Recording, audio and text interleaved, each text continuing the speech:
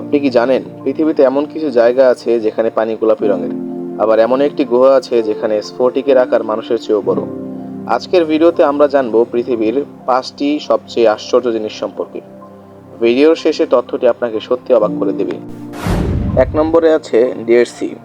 এই সমুদ্রে মানুষ প্রায় ডুবে যায় না, কারণ এর পানিতে লবণের পরিমাণ এত বেশি যে শরীর নিজে থেকেই পানির উপরে ভেসে থাকে।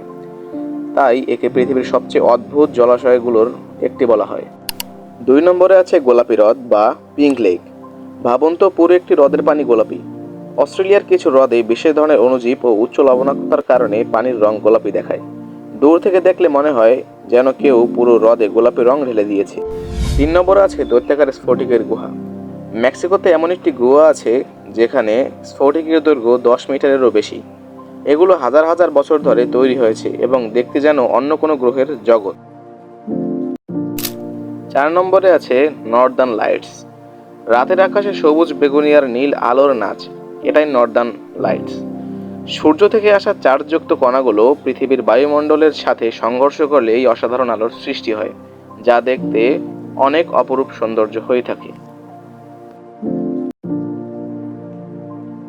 5 নম্বরে আছে সোকেত্রা দ্বীপ।